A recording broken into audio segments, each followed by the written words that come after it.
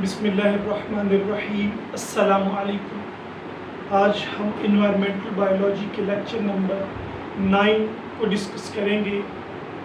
जैसा कि पिछले लेक्चर्स में मैंने कोर्स वाइज स्टार्ट किया था इसको, तो अब जिस तरह से सिलेबस में हेडिंग थे उसी तरह से हम चल रहे थे, लेकिन अब उन टॉपिक्स को डोमिनेंटली डिस्कस किया जाएगा जो इम्पोर्टेंट क्वेश्चंस हैं, जो पेपर्स में रिपीटेबल क्वेश्चन हैं। तो उन क्वेश्चंस को जो रिपीटेबल हैं, इम्पोर्टेंट क्वेश्चन हैं, उनका हम एक क्लोजर लुक लेंगे, ताकि इस टाइम में जो शॉर्ट टाइम है, पता है आपको भी कि हमने पेपर्स की तैयारी भी करनी है, कि 2-2, 4-4, 5-5 दिन एक पेपर को दिए जाते हैं। तो इन वक्त की नज़ाकत को देखते हुए मैं आपको इन्वायरमेंटल बायोलॉजी के अब इम्पोर्टेंट क्वेश्चंस करवाने जा रहा हूँ। तो आज जो हम लेक्चर नंबर 9 में डिस्कस करेंगे इम्पोर्टेंट क्वेश्चंस, वो बेसिकली 3 टॉपिक्स डिस्कस करेंगे। और उन तीनों टॉपिक्स में जो सबसे पहला टॉपिक है वो है रेंज लैंड मैनेजमेंट।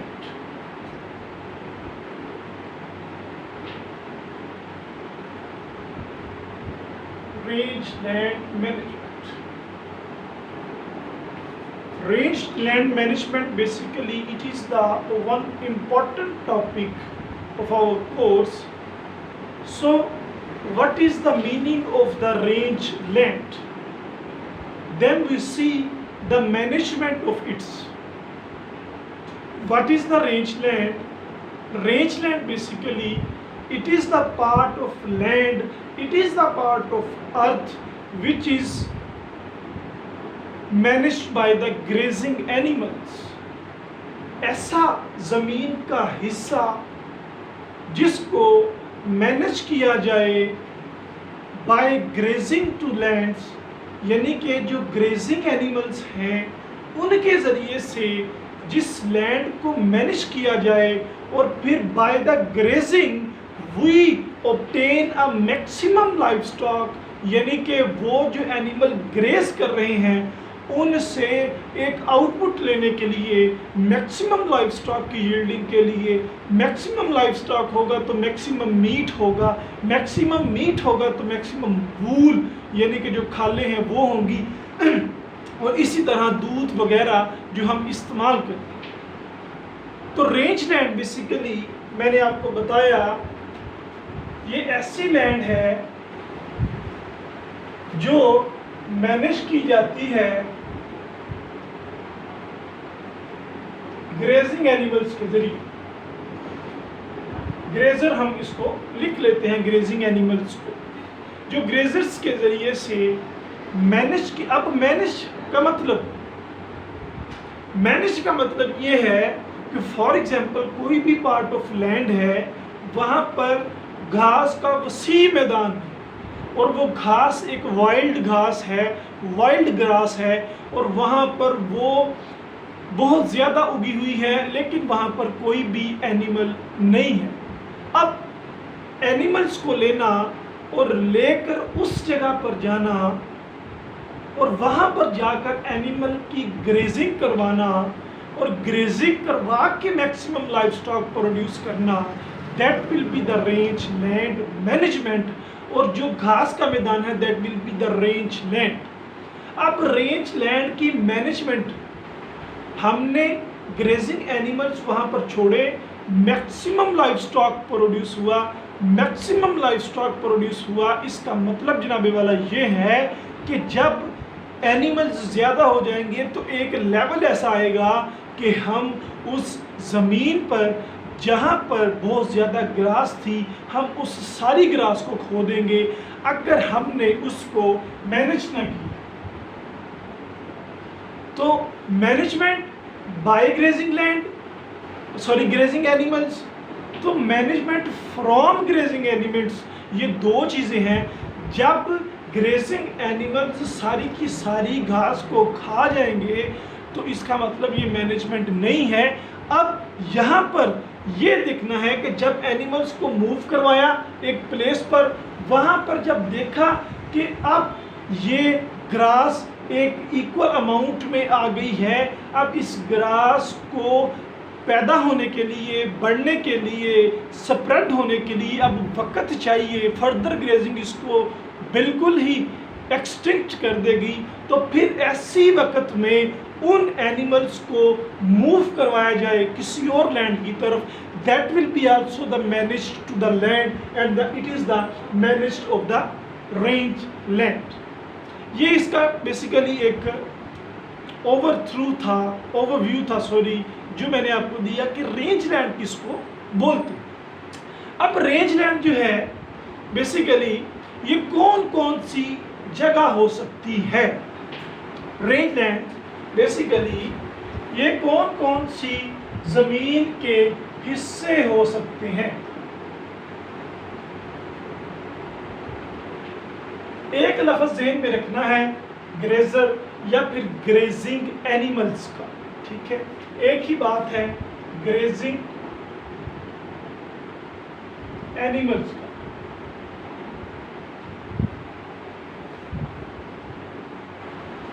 तो रेंज लैंड की टाइप्स। अब आप ये बताओ कि एक जगह है सवाना। सवाना का पता है ना, ऐसा इकोसिस्टम है जिसमें घास के वसी मैदान होते हैं, ठीक है, सवाना। और एक जगह है रॉक्स। डिस्टिंग्विश करो कि सवाना जहां पर घास है वहां पर ग्रेजिंग होगी कि नहीं होगी। वहां पर ग्रेजिंग होगी। और रॉक्स, चट्टान जिस पर कोई शय भी नहीं, यहां पर ग्रेजिंग होगी कि नहीं होगी। नहीं होगी। यहां पर हम ग्रेजिंग को ही मद्देनजर रखेंगे because range land from grazing management. तो इसका मतलब ये दो इसकी किस्में हो गई, एक में ग्रास लैंड आ गया और एक में रॉक्स आ गए। और अब ये जो टाइप्स हैं, बहुत सारी टाइप्स हैं, लाइक प्रायरीज, ठीक है। उसके बाद फोर्ब्स आता है, उसके बाद श्रब्स आती हैं, हर्ब्स आती हैं और कुछ प्लांट्स मौजूद हैं। तो ये सारी की सारी वो मैंने आपको चीज़ें लिखी जहां पर grazing should be possible.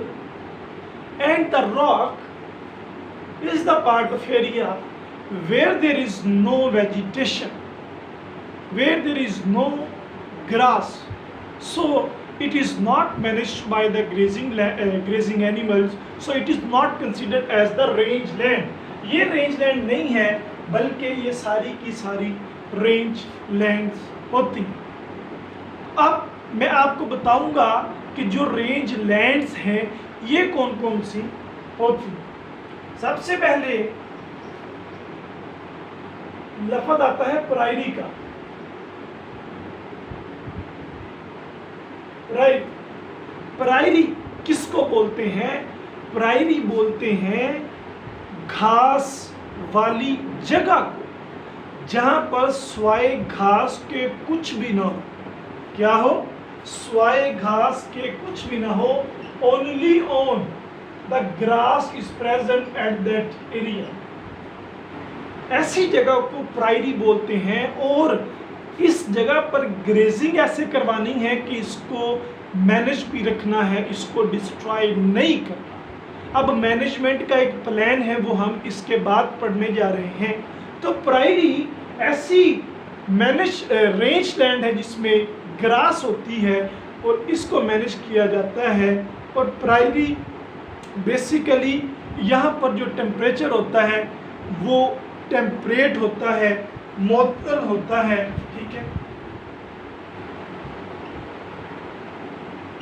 Temperature temperate होता है और मॉइस्चराइज होता है,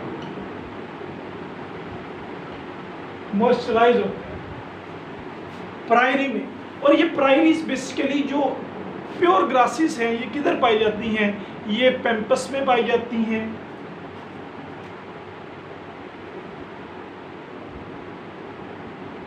अर्जेंटीना में पाई जाती हैं,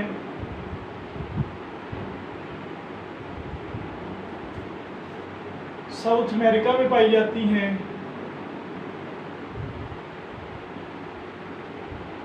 और यूरेशिया में पाई जाती है, यूरेशिया। ये नाम्स हैं, आप इसको चेक कर सकते हैं कोई इसमें मिस्टेक हो तो ये प्रायरी बेसिकली बताने का मकसद ये कि prairie will be considered as the range land because it is used for the grazing animals. अब ये प्रायरी के बाद हम जो ग्रेस लैंड लेते हैं वो है grass land.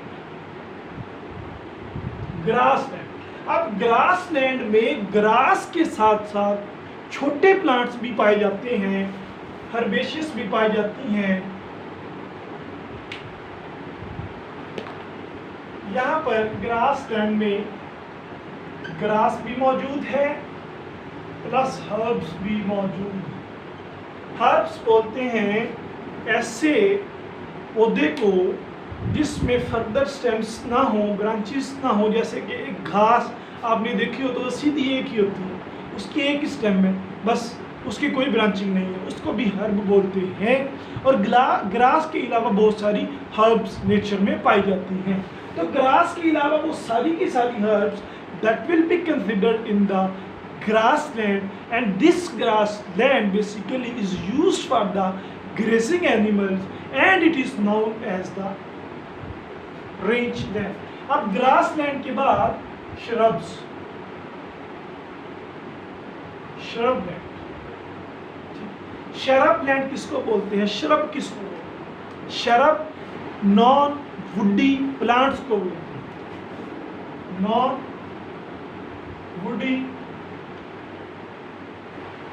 Plants, non woody plants are those which having leaves and their leaves are able to grazing the animals, so shrubs is considered as the grassland.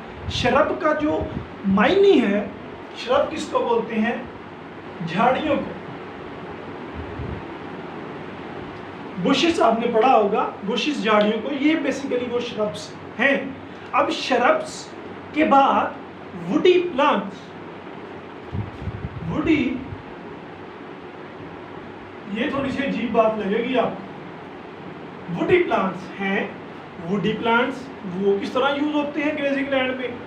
Woody plants will be helped out in the formation of the grass land ecosystem. किस तरह से?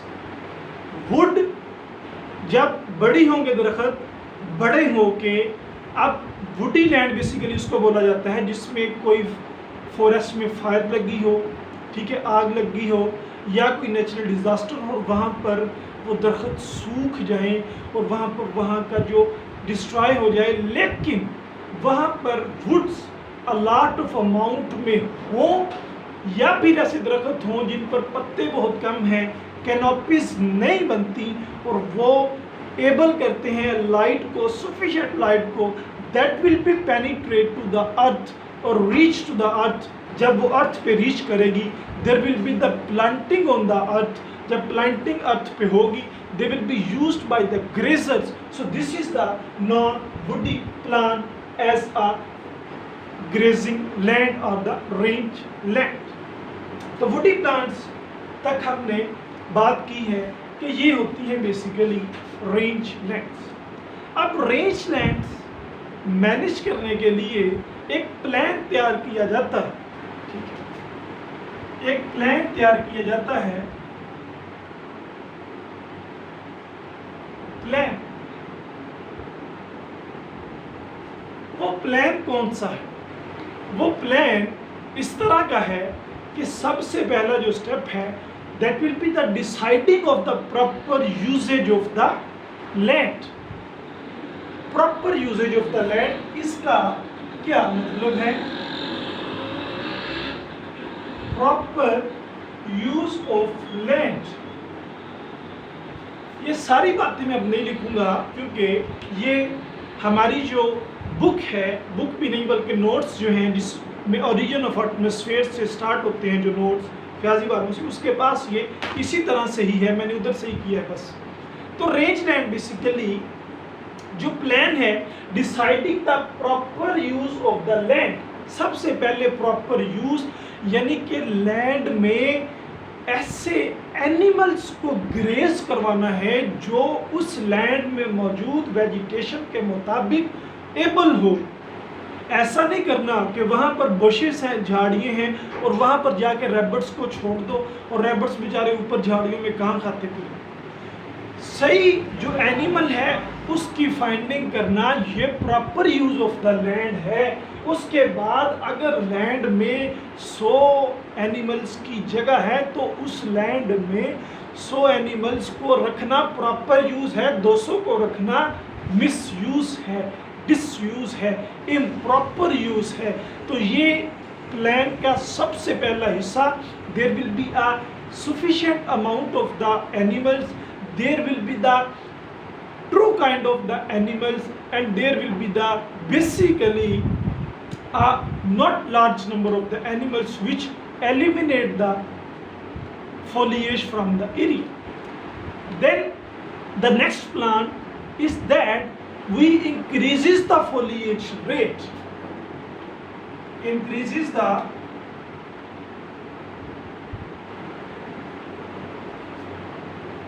Forage, foliage लिख देते हैं, forage crop लिख देते हैं।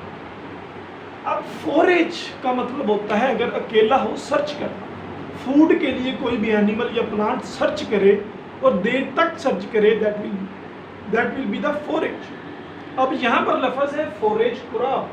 Forage crop का मतलब ये है कि क्रॉप में पाए जाने वाले वो हिस्से जो ग्रेजिंग के लिए इस्तेमाल किए जाएं, यानी कि अगर वुडी प्लांट है थोड़ा सा, जैसे मैंने डिस्कस किया था, वुडी प्लांट के साथ पत्ते हैं, that will be the forage crop.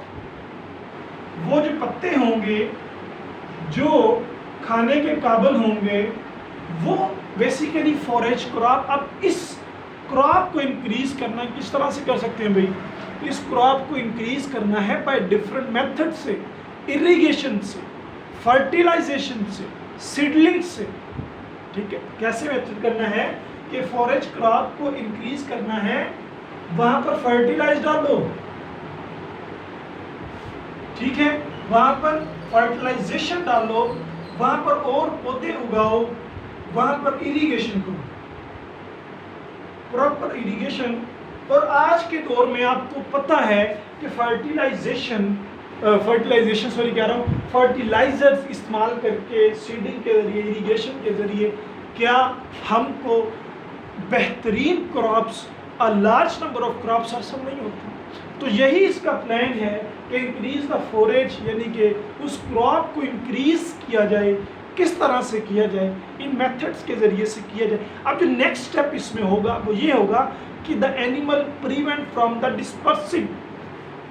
तीसरा point, animals prevent from dispersing. Animals को डिस्पर्स होने, यानी कि अगर एक लैंड में छोड़ा है, उसके साथ वाली लैंड में बिल्कुल लिमिटेड अमाउंट ऑफ ग्रास है, अगर एनिमल्स उधर मूव कर गए तो बेड़ा गर्क।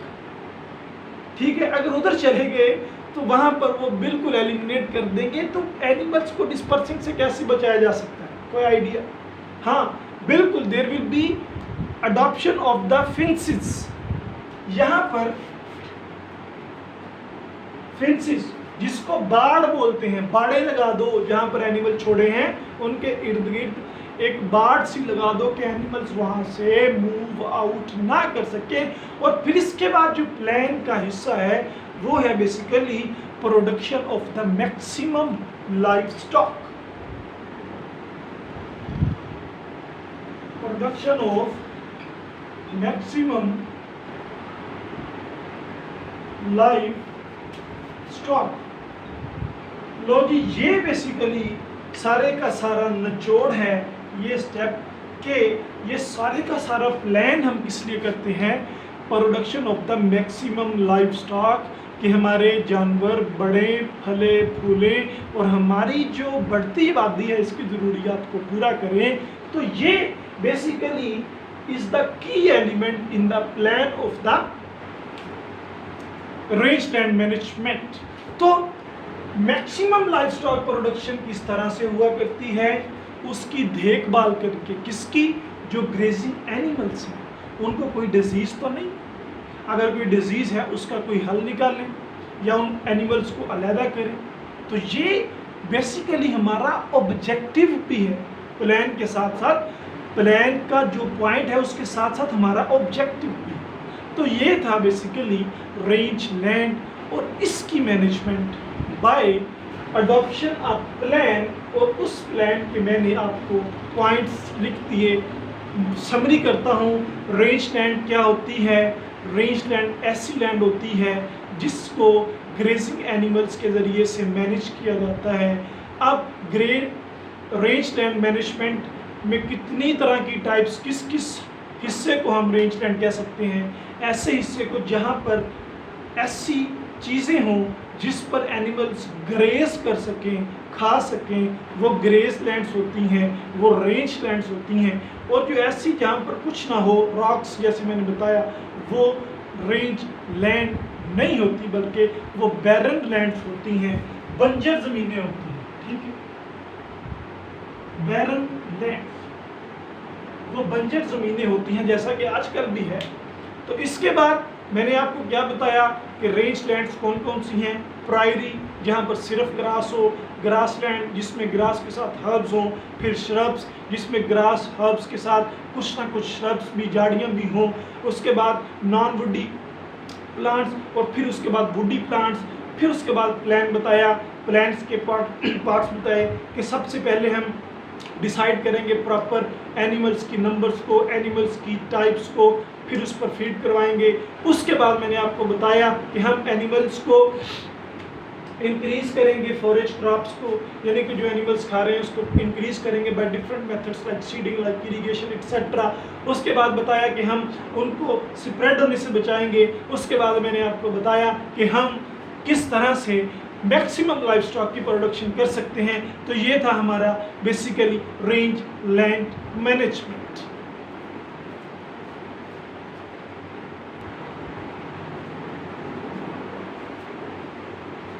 बिस्मिल्लाहिर्रहमानिर्रहीम। अब मैं आपको बताऊंगा कि कीस्टोन स्पीशी क्या होती है।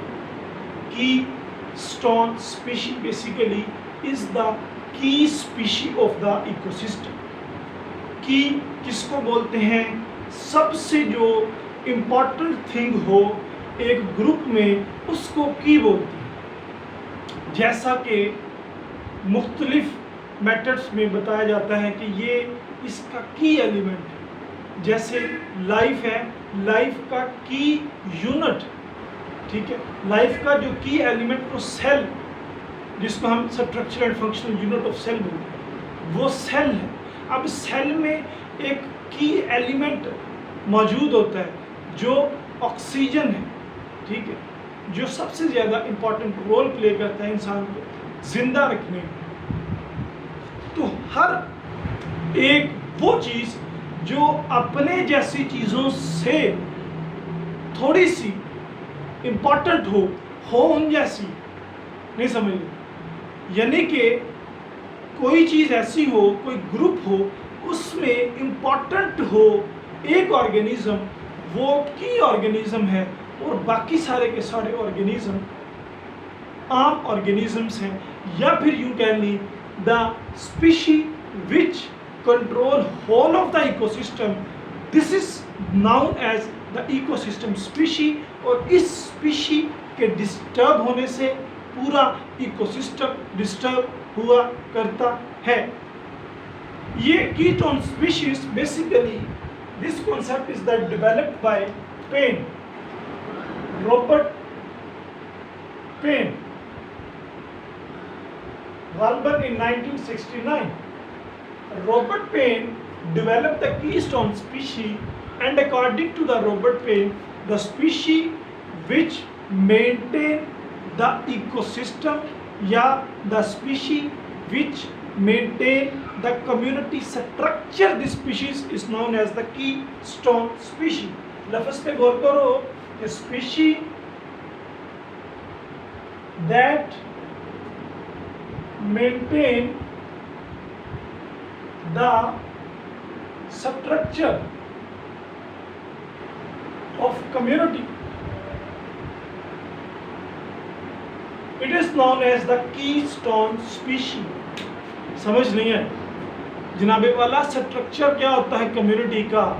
कम्युनिटी वेब्स आपने पढ़ी होंगी कि ऐसा एलिमेंट या ऐसा ऑर्गेनिज्म जो उस वेब में, ठीक है, फूड वेब्स पढ़ी हैं कि एक भी ऑर्गेनिज्म उस वेब में मिस हो जाए, एक ऑर्गेनिज्म तो पूरी की पूरी web chain, food chain destroy हो जाए।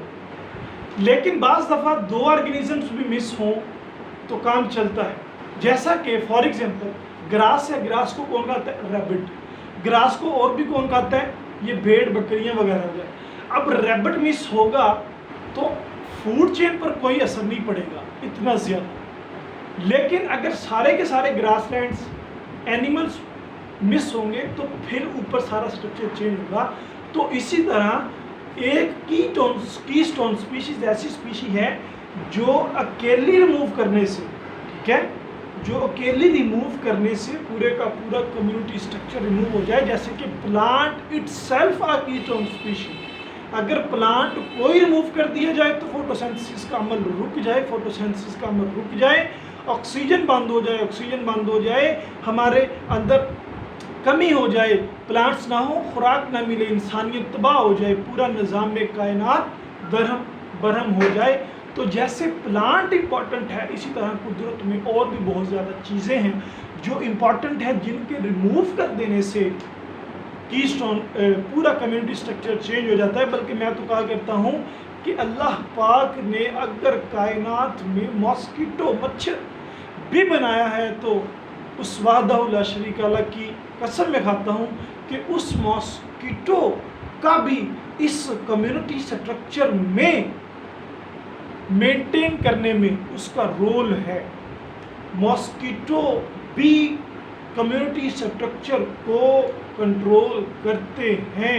ये जो मक्खियाँ हैं, फ्लाइज हैं, जिनसे हमें चिढ़ है, ये भी कम्युनिटी स्ट्रक्चर को मेंटेन करती हैं। आप बताओ कि छोटा सा ऑर्गेनिज्म जो नज़र नहीं आता, जिसको बैक्टीरिया कहते हैं, वो बैक्टीरिया अगर मौजूद ना हो तो आपके अंदर जाने वाली खुराक हजम हो सकती है? कभी भी नहीं हो सकती, क्योंकि हमारे अंदर अरबों बैक्टीरिया पाए जाते हैं इंटेस्टाइन में जो हमें नज़र ही नहीं आते लेकिन वो सारा काम करते हैं। तो ये बैक्टीरिया हमारे कीस्टोन ऑर्गेनिजम्स हैं। अगर बैक्टीरिया ना हो तो हम ना हो। तो ये कीस्टोन स्पीशीज़ का एक पूरे का पूरा स्ट्रक्चर मैं आपको जो कोशिश कर रहा हूँ कि कीस्टोन स्पीशी क्या होती है। अब कीस्टोन स्पीशीज़ कितनी तरह की होती हैं? क्या सिर्फ और सिर्फ प्लांट्स सिर्फ और सिर्फ एनिमल्स ही कीस्टोन स्पीशीज होती हैं? नहीं, keystone species basically it may be plant भी हो सकता है और एनिमल भी हो सकता है। और एनिमल्स में दो तरह के, या वो प्रीडेटर भी हो सकता है या फिर वो प्रे भी हो सकता है। देखिए, प्रे भी कीस्टोन स्पीशीज हो सकती है। उसके बाद लिंक स्पीशीज, उसके बाद इंजीनियर वो ना समझ लेना जो आजकल बनते हैं, इंजीनियर स्पीशीज होती है। इसके बारे में आपको थोड़ा सा बताता हूँ कि प्लांट, ये तो अंडरस्टूड बात है, अंडरस्टूड कि प्लांट अगर रिमूव कर दिए जाएं तो फिर पूरी की पूरी निज़ाम ज़िंदगी धर्म भरम हो जाए। तो ये प्लांट बेसिकली ये अंडरस्टूड बात है that will be act as the keystone species by the many respects. उसके बाद एनिमल्स में अगर प्रीडेटर रिमूव कर दिया जाए, प्रीडेटर को रिमूव कर दिया जाए तो फिर क्या होगा? प्रीडेटर को रिमूव किया जाएगा तो प्रे की पॉपुलेशन बहुत ज़्यादा होगी। जब प्रे की पॉपुलेशन बहुत ज़्यादा होगी तो ये अपने से नीचे ऑर्गेनिजम्स को बिल्कुल ही खाली कर देगी, ख़त्म कर देगी। क्यों? इनको तो खुराक चाहिए। नहीं समझ? लास्ट लेक्चर में मैंने आपको बताया था कि एक पाइसिवोरस फिश थी, आपको याद होगा, ये पाइसिवोरस फिश थी, यानी कि ऐसी फिश थी जो फिशेस को ही खाती थी, जैसे शार्क्स लगा लेते हैं, ठीक है। अब ये पाइसिवोरस फिश क्या करती थी, ये प्लांक्टिवोरस फिश को खाती थी।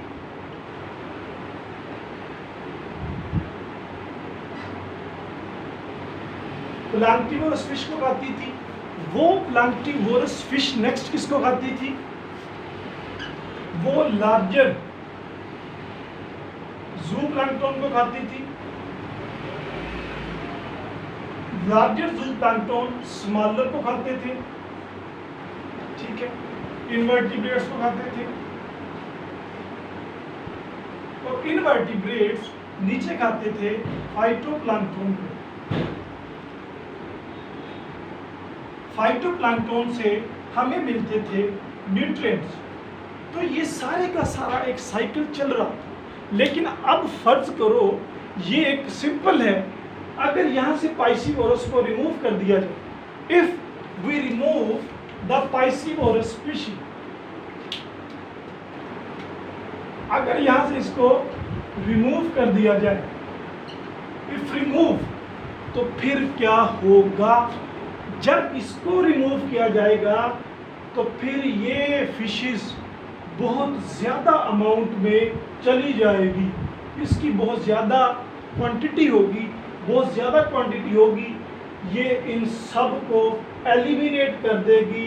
जब एलिमिनेट कर देगी तो फिर इनको खाने वाला कोई नहीं होगा, ये डोमिनेट हो जाएंगे।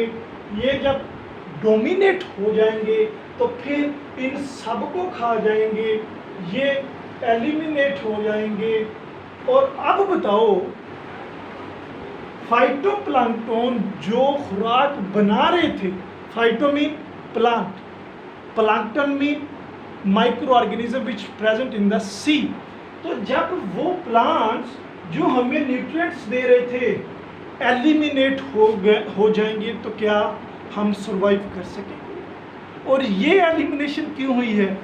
सबसे ऊपर जाओ, सिर्फ और सिर्फ पाइसिवोरस फिश को रिमूव करने से। और यहाँ पर पाइसिवोरस फिश जो है वो एक्ट एज प्रीडेटर काम कर रही है, प्रीडेटर के तौर पर काम कर रही है। तो ये मैं समझाने की कोशिश कर रहा हूँ। तो इसी तरह प्रे है, अगर प्रे पॉपुलेशन को भी रिमूव कर दिया जाए तो कम्युनिटी स्ट्रक्चर पर चेंजिंग आती है। जिस तरह से ये प्रे थी, ये फिशिस प्रीडेटर थी, ये प्रे थी, यानी कि ये इसको खा रही थी। अब अगर फॉर एग्जांपल इस प्रे को रिमूव किया जाए तो लार्जर ज़ूप्लैंक्टन को खाने वाला कोई नहीं, ये एलिमिनेट की बजाय डोमिनेट हो जाएंगे। जब ये डोमिनेट होंगे तो ये इन सब को खा जाएंगे। It means a species which disturb the whole of the chain in the ecosystem, which change the structure in the ecosystem, which change the structure of the community. This species is removed. This is known as the keystone species. तो ये एक theme था keystone species का। तो keystone species हमारे environment में important role play करती हैं, जैसा कि ये है। और इसके बाद लिंक स्पीशीज है। लिंक स्पीशीज ऐसी स्पीशीज हैं जो डायरेक्टली अफेक्ट करती नज़र नहीं आती, लेकिन उनका कोई ना कोई लिंक होता है। जैसे बीज हैं, ठीक है, ये हैं बीज, बीज का पता है, वेस्प्स, ये इंसेक्ट्स हैं। अब ये इंसेक्ट्स पॉलिनेशन का अमल करवाते हैं, हमें नहीं पता चलता, हम तो सिर्फ खाने पे ध्यान देते हैं ना। तो ये खाना, ये फ्रूट किधर से आता है? ये उन इंसेक्ट्स की पॉलिनेशन, पॉलिनेट एक जगह से लेकर दूसरी जगह पर जाते हैं तो हमें मिलता है।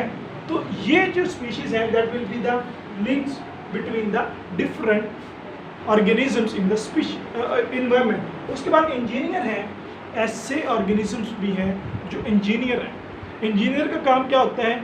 बिल्डिंग्स तमीर करना, किसी बिगड़ी हुई चीज़ को संवारना, किसी स्ट्रक्चर को देखना, उसको ठीक करना। इंजीनियर यानी कि मैप्स बनाना। अब ये इंजीनियर जनाबे वाला ऑर्गेनिजम्स में किस तरह से काम करते हैं? ये इंजीनियर ऑर्गेनिजम्स को, इन्वायरमेंट को मॉडिफाई करते हैं। जैसे बीवियर है, बीवर है, ये कंडेली से, ठीक है, वो उसका और भी नाम। अब ये जो बीवर है बेसिकली बहुत सारे ऑर्गेनिजम्स और भी हैं, ये रिवर्स में होल्स बना देते हैं ठीक है, रिवर्स में गारे बना देते हैं, रिवर्स में खुदाई कर देते हैं। और होता ऐसा है, इतनी लंबी ये खंदक होते हैं कि एक दरिया का पानी दूसरे दरिया तक पहुंच जाता, इतनी लंबी खंदकें हैं। तो ये एक जगह से उठाते हैं और दूसरी जगह पर उस न्यूट्रिएंट्स को, उस ऑर्गेनिजम्स को ले जाते हैं। These are the engineer that modify the ecosystem. और कुछ बियर्ड्स भी हैं जो फिशेस को पकड़ते, बियर्ड्स हैं गालबन्स, ऑर्गेनिजम्स को पकड़ते हैं, दरिया किनारे से ले जाते हैं दूसरे किनारे पर, वहाँ पर फेंक देते हैं। तो जहाँ से फिश ली दूसरे जगह पर फेंकी, वहाँ पर मॉडिफाई कर दिया एनवायरनमेंट, वहाँ उनका हो सकता है प्रीडेटर ना। तो ये जितना मर्जी एक्सपैंड कर लो मेरे बहनों और भाइयों, ये ऐसे ही रहेगा। तो ये हमारा कीस्टोन स्पीशीज भी फिनिश।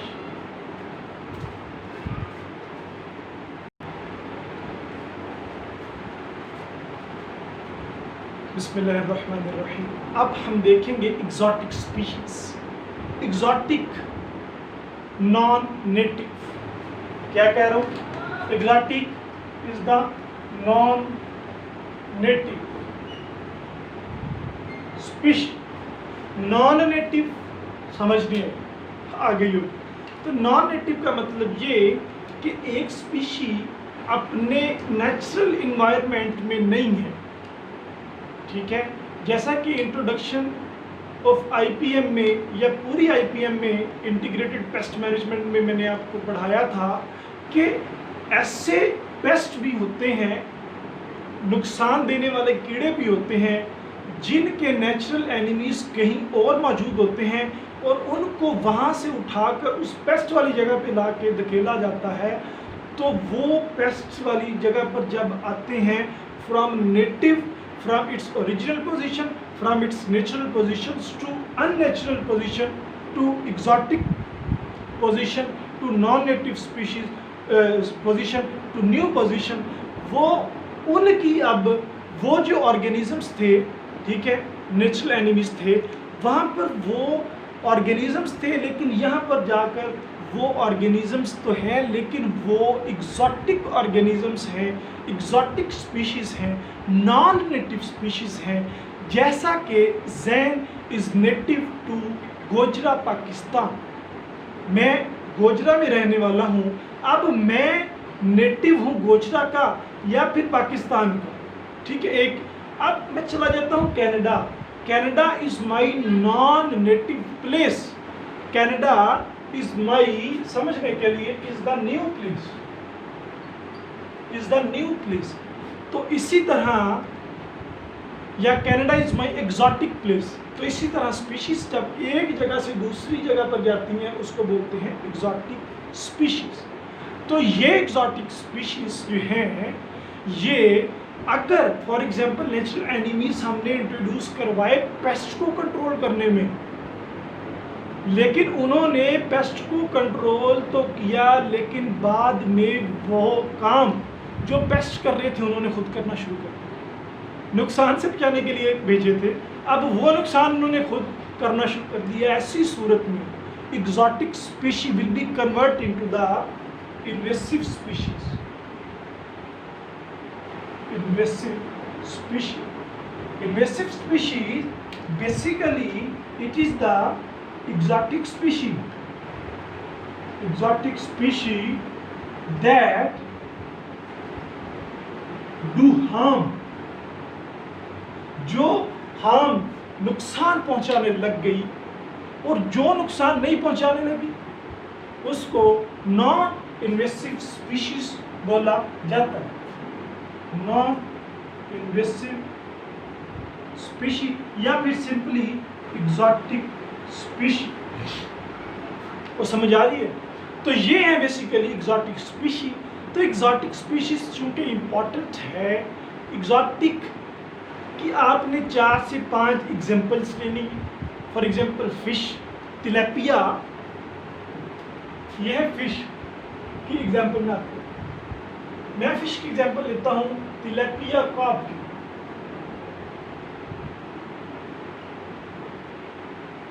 Tilapia carp. ये तिलापिया कार्प नेटिव है बांग्लादेश की और ये इंट्रोड्यूस करवाई गई अफ्रीका की और ये इंट्रोड्यूस करवाई गई बांग्लादेश में। ठीक है, ये अफ्रीका टू बांग्ला। अब ये मुझे लगता है थोड़ा सा मुझे लगता है कि ये थोड़ा सा चेंज हो रहा है, लेकिन समझना है हमने कि अफ्रीका से बांग्ला का मतलब ये कि अफ्रीका इसकी नेटिव प्लेस थी, जो समझने वाली बात है, ये नेटिव प्लेस थी, और यहाँ पर ये बांग्ला है जो ये उसकी नॉन नेटिव प्लेस है। अब नॉन नेटिव प्लेस में जब हम इंट्रोड्यूस करवाएंगे तो किसी मकसद के लिए करवाएंगे। अब इसको इंट्रोड्यूस करवाने का मकसद क्या था?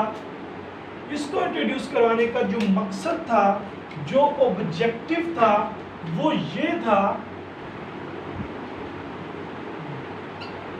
it controls the mosquito. It controls mosquito. So there will be the hundred of the species that will be exotic. There will be the 100 species of the pest, natural enemies that are the exotic. There will be the number of species of mammals, amphibians, reptiles and so on that will be exotic. Now जैसा कि New Zealand में बहुत सारे organisms को introduce करवाया गया है, Australia में रैबिट्स को इंट्रोड्यूस करवाया गया है, हॉर्सेस को वापस उनकी नेटिव लैंड अमेरिका में इंट्रोड्यूस करवाया गया है, कैमल्स को अब वहाँ पर ये सारे के सारे ऑर्गेनिज्म एक्सॉटिक हैं और ये एक्सॉटिक ऑर्गेनिजम्स हमारे इन्वायरमेंट को मेंटेन करने में, कम्युनिटी स्ट्रक्चर को मेंटेन करने में हेल्प आउट करते हैं। तो ये है basically regulation of the community structure by using the exotic species. तो आज के लेक्चर के साथ अल्लाह हाफिज़, अस्सलामु अलैकुम।